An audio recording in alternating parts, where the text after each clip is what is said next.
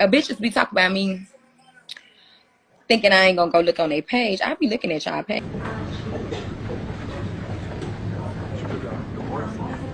In the early hours of July 13th, 2022, in a quiet Tamarac, Florida apartment complex, a 23-year-old woman named Kayla Hodgson was brutally stabbed to death. But here's what makes this case absolutely chilling. Her killer didn't live in Florida. She didn't stumble upon this apartment by accident. No, 31-year-old Sakiyna Thompson flew all the way from New York, showed up at 5 in the morning wearing a mask, and committed one of the most calculated crimes of jealousy you'll ever hear about. And the reason? An ex-boyfriend. If you're into true crime stories that'll keep you up at night, you're in the right place.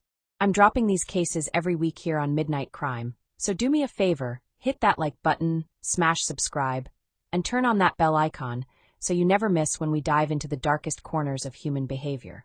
Now let me take you back to how this all started, because understanding Sakiyna Thompson is key to understanding how someone could do something this extreme. Sakiyna was living in New York, and at some point, she'd been in a relationship with a man. We don't know all the details about their relationship, but what we do know is that it ended. And when it ended, this guy started dating someone else. That someone else was Kayla Hodgson, a 23-year-old living down in Florida. Kayla was known by everyone who loved her as this bright, fashionable young woman with an infectious personality. She had her whole life ahead of her.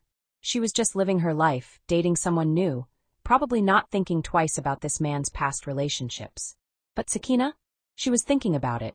A lot. At some point, Sakiyna found out that Kayla was dating her ex. And it ate at her. Social media made it worse. She could see their lives, their posts, everything. And then Kayla blocked her. That blocking, that digital rejection, seemed to push Sakiyna over an edge that most of us would never even approach. So what did she do? She didn't send an angry message. She didn't move on. She bought a plane ticket from New York to Florida. Think about that for a second. This wasn't a crime of passion in the heat of the moment.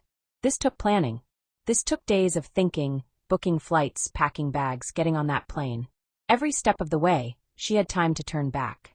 But she didn't. When Sakiyna landed in Florida, she checked into a hotel. And then, in the early morning darkness of July 13th, she ordered an Uber using a fake account. She put on a hat and a COVID mask to hide her face. At 5 a.m., she arrived at Kayla's apartment. Now here's where things get even more disturbing.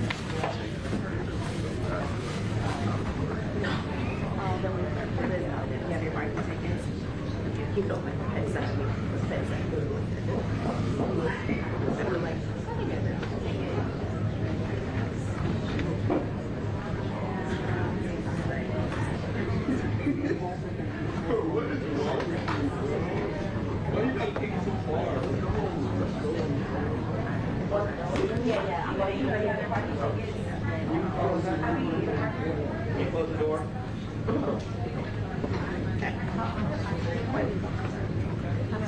Just wait for her to walk in.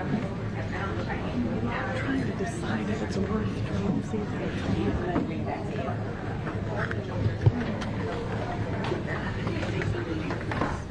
Except for that one lady who couldn't hear. Right. Everybody else was fine. Okay. Sorry. Thank you very much. Karaoke? Thanks very much. Appreciate it. She's probably got Thank you. All right.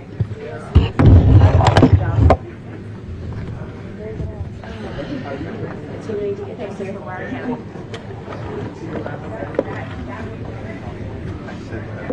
little faster than over.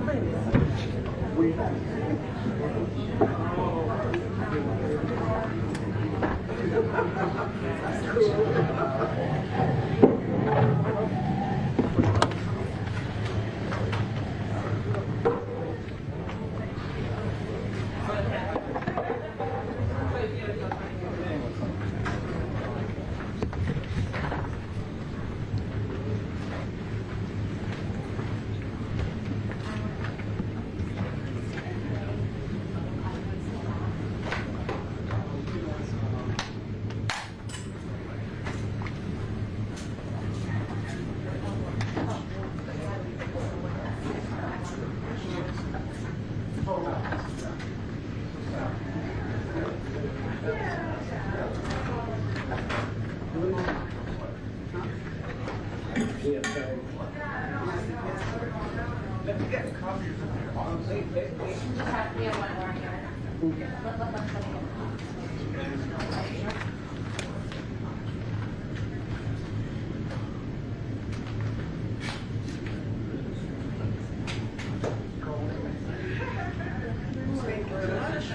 What do we have tomorrow?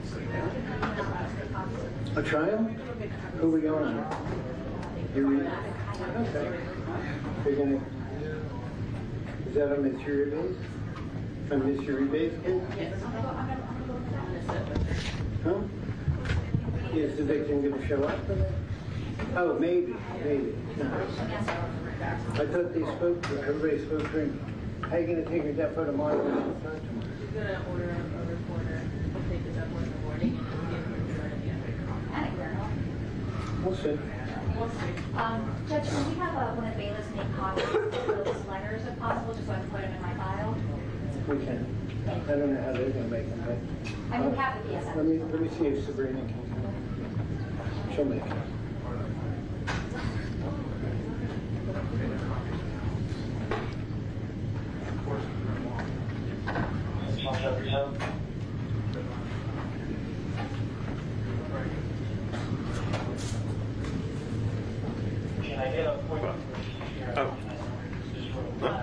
Amy, come on in and so you make copies of these letters here for the defense. Thanks, Bob. I'm sorry, Judge? No, Stopping says Jimmy. Oh. Sabrina.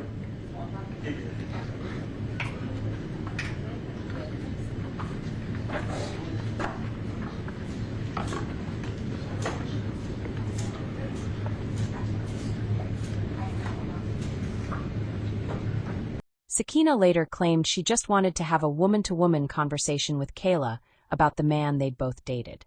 Just talk, she said. But let me ask you something. Do you show up at someone's door at 5 in the morning, wearing a disguise, using a fake Uber account, just to talk? Because I don't think so. When Kayla opened that door, whatever conversation Sakiyna had planned didn't happen the way she described it. What did happen was violence. Brutal, horrific violence. Kayla was stabbed dozens of times. And I mean dozens. This wasn't one moment of rage. This was sustained, relentless attack after attack. Now, Sakiyna's story in court was that Kayla attacked her first. She said Kayla grabbed a glass hookah piece and slashed her across the stomach. She claimed she was defending herself and her unborn child, because yes, Sakiyna was 2 months pregnant at the time. She told the jury she blacked out and didn't even remember killing Kayla. Convenient, right? But here's what the evidence showed. After Kayla was dead, Sakiyna didn't call the police. She didn't call for help. Instead, she changed into Kayla's clothes. She cleaned up parts of the scene. She threw evidence in the trash. Then she calmly ordered another Uber using that same fake account and went back to her hotel like nothing had happened. Does that sound like someone who blacked out? Does that sound like someone in shock or acting in self-defense? The jury didn't think so either. When this case went to trial in October 2024, it took the jury just 1 hour to come back with a verdict. 1 hour. That's how clear the evidence was. Sakiyna Thompson was found guilty of first-degree murder. Fast forward to December 1st, 2025. That's when Sakiyna stood in court for her sentencing. And let me tell you, Kayla's family made sure she heard every bit of their pain. 10 family members and friends stood up wearing Justice for Kayla shirts with her picture on them. They called out Sakiyna's lies, her blackout reasoning, as one family member put it. Kayla's cousin Melanie said what Sakiyna did was wicked and evil, and that she should never see the light of day again. The judge agreed. Life in prison without the possibility of parole. Sakiyna Thompson will spend the rest of her life behind bars. So here's what I want you to think about. What goes through someone's mind when jealousy turns into obsession? At what point does a person cross that line where they stop seeing another human being and only see an obstacle to remove? And here's the bigger question. Could Sakiyna have stopped herself at any point during those days of planning? Or was she already too far gone the moment she felt that first wave of jealousy? These are the questions that keep cases like this haunting us long after the verdict is read. If this case got you thinking, drop a comment below and let me know your thoughts. And remember, hit that subscribe button and turn on notifications because here at Midnight Crime, we're bringing you the cases that reveal the darkest parts of human nature. I'll see you in the next one.